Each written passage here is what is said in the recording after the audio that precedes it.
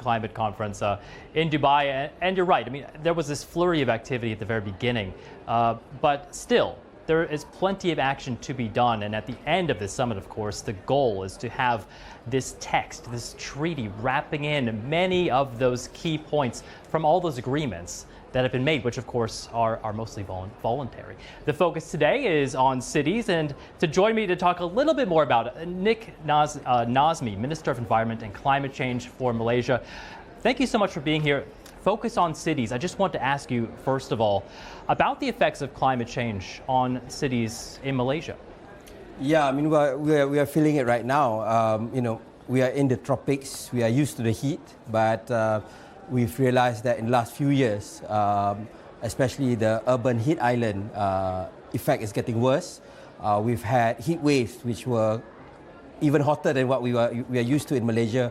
We had at least 2 young kids who died because of heat strokes. And so you can see that the impact is very much real in Malaysia. Massive flooding a couple of years ago as well, right? Yes, massive flooding. So the rains are more intense, it's more unpredictable, and it's getting worse as well, yeah.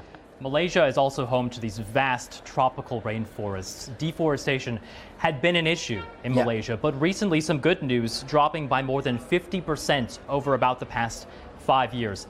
How did you do it, and what advice would you give to other countries struggling with deforestation? Yeah, I mean, I think forest is an important carbon sink, and that serves not only Malaysia but the entire planet. You know, it's an ecological service that we give.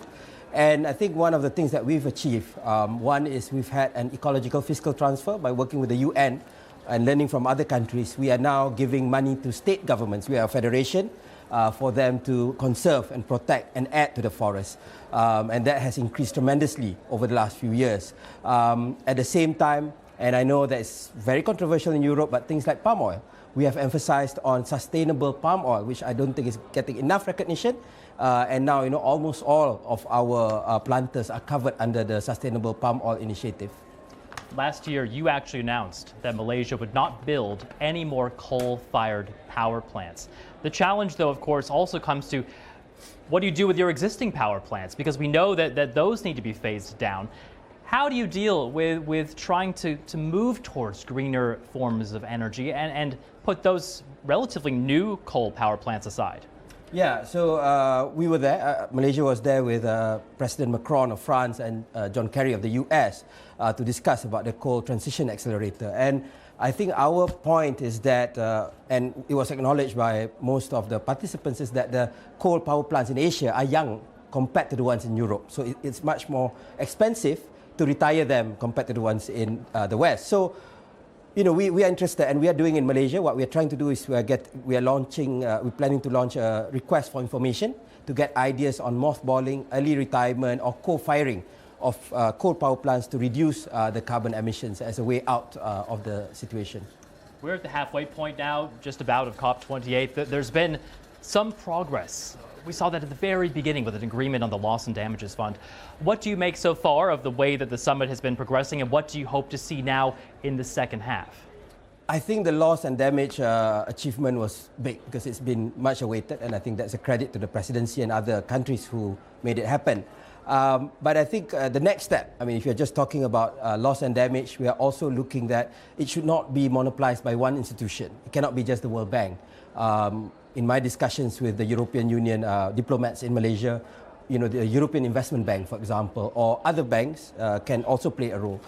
Secondly, we also want more countries to be able to benefit from loss and damage, not just the small island states and the least developed countries. But finally, I think the most important part, the next few days will be on the global stocktake. Right. And I think that we want to see how much are we on track with regards to the targets we set in Paris in 2015 and what more needs to be done. That's the crucial part that we want to focus on. Nik Nazmi, Minister of Environment and Climate Change from Malaysia. Thank you so much for coming over to speak with us. And that global stocktake, of course, almost like a report card for nations. It will also set the tone for climate action for many years to come. So very important, and we'll keep you up to date on all the developments here in Dubai as the day goes on. Carl, thank you very much. Russian President Vladimir Putin has arrived in the